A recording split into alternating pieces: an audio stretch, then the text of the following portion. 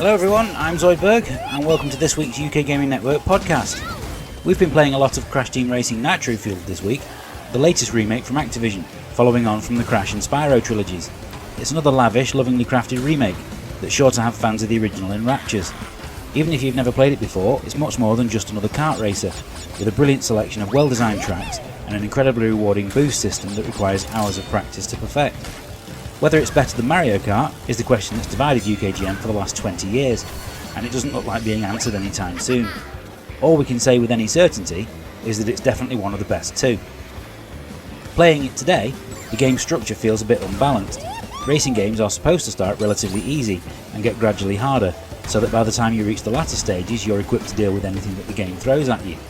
Somewhere along the way this has ended up reversed, with early levels in the story mode that are frustratingly tough thanks to ultra-aggressive AI opponents. It also suffers from some atrocious rubber banding that unfairly punishes you for doing well. Whether these were faults of the original or something that Beanox have done, I'm not sure, but any new players could end up being put off altogether. The inclusion of tracks from Crash Nitro Kart is a nice touch, and clearly an attempt to increase the game's value, but sadly they don't feel like they fit. Maybe it's because Crash Nitro Kart itself was a little bit rubbish. A few concessions have been made for modern audiences by offering an alternative control method with the accelerator on the trigger, and having an option to switch the music back to how it was originally is a nice touch. First week sales figures would suggest that this isn't the last remake that we'll see. Ape Escape next please, Sony. For this week's top 5, in honour of Crash Team Racing's release, we present 5 other karting games that you may not have played, but definitely should. F1 Race Stars is proof that you should never judge a game without playing it. On paper, the idea of Codemasters using the F1 license to make a kid-friendly kart racer was all kinds of wrong, but play it and the developer's racing game expertise comes to the fore.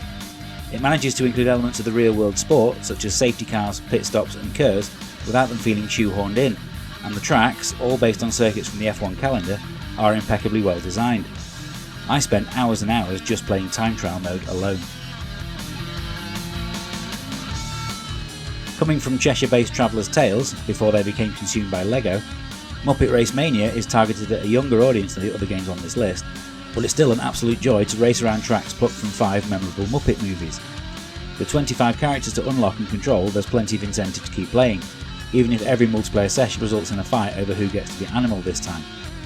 The game engine was recycled less than a year later for Toy Story Racer, which is also worth playing, but this one had more variety.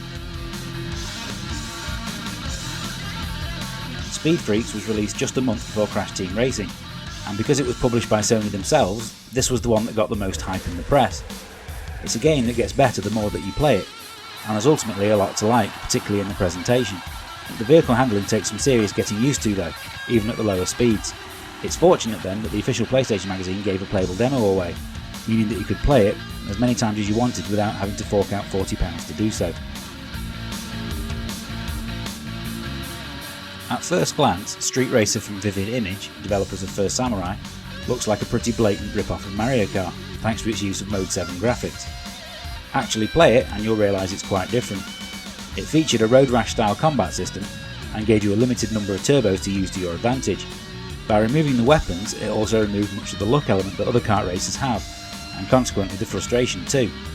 It was later converted to the PlayStation and Saturn with improved visuals, but some of the charm was lost in the process, meaning that the SNES original remains the best version.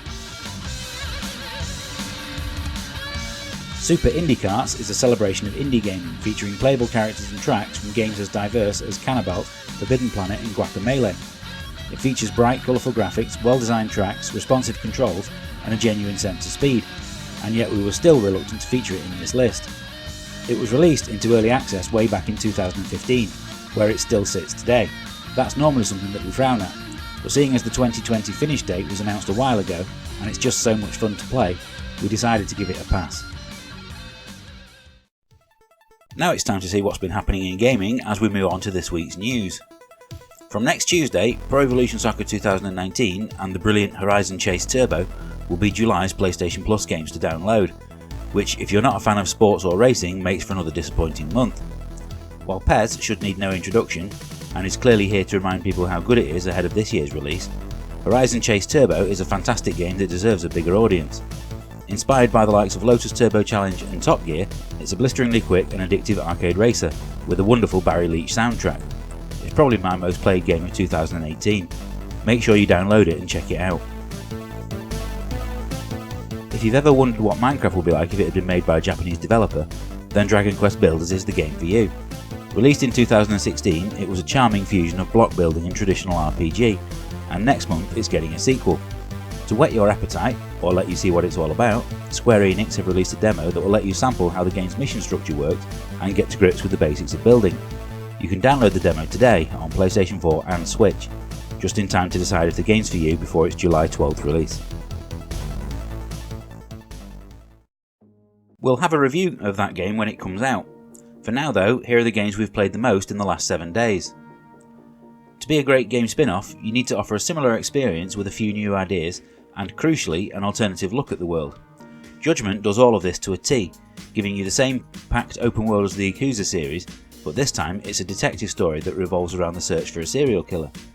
While the new protagonist, former lawyer turned private investigator Takayuki Yagami, is just as handy with his fists as you'd expect, he loses out a little in the charisma stakes. Not that it really matters, as there are plenty of other interesting characters to interact with, and the story offers a compelling mystery with plenty of twists that you'll want to solve. Of course, being a Yakuza game, there are plenty of distractions around the map, and you can always nip to the nearest Club Sega and waste a few hours playing Virtua Fighter or Space Harrier if you wish. They Are Billions could be labelled the Dark Souls of real-time strategy games.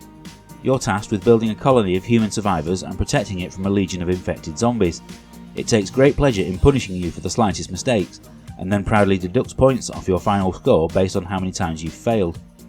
Fortunately, or unfortunately depending on your point of view, the developers realised they had made it a little bit too hard, and a patch was issued almost straight away to make it easier.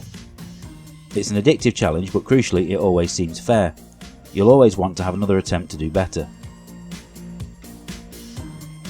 Few can argue about Virtua Racing's place in history, showing what was possible with 3D graphics, but until now you'd have to play the arcade original to get the best experience. The Nintendo Switch release, as part of the Sega Ages collection, is by far the best home version of the game we've ever played, and a bargain at just £5.99. In 1080p and 60 frames a second, this is the best the game has ever looked, and it even supports split screen for up to 8 players. If we're being hypercritical, the visuals do look a little bit like someone had turned the brightness up, and the 3 tracks don't have the replay value of those in Daytona USA. But that's like saying one Ferrari isn't as good as another, and for an otherwise flawless conversion you could say we're nitpicking. As gamers, we like nothing more than to be surprised, and Siberian the Time Travelling Warrior is a far better game than you'd think. It's a 2D platformer where you fight your way through levels and avoid the various obstacles that block your way. Nothing new there. Combat relies on well-timed attacks rather than just button mashing though, and each level ends with a boss fight that brings back memories of the Mega Man series. There are no checkpoints or save slots, so every time you load it you'll have to start from the beginning, just as you would have if the game had been released in the 1980s. It manages to instill that all-important one more go feeling in the player. Not bad for a game that costs less to buy than a Big Mac meal.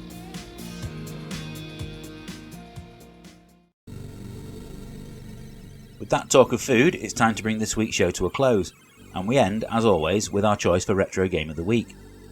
Alien Breed wasn't the first game released by Team 17, that honour fell to fighting game Full Contact, but it was the one that announced their arrival as a developer to watch. Heavily inspired by the Alien films, it was a 1 or 2 player shooter that was memorable for many reasons. The presentation was top notch, with some fantastic sound design, including samples from Star Trek and the emotionless voice of the ship's computer. Navigating each level was a challenge in itself, as there was no in-game map unless you bought one from one of the many computer terminals. But even then, it didn't give you all the information required. Levels generally ended in a destruct sequence and a mad dash for the deck lift. If you hadn't planned your route back before the countdown started, then your chances of survival were severely limited.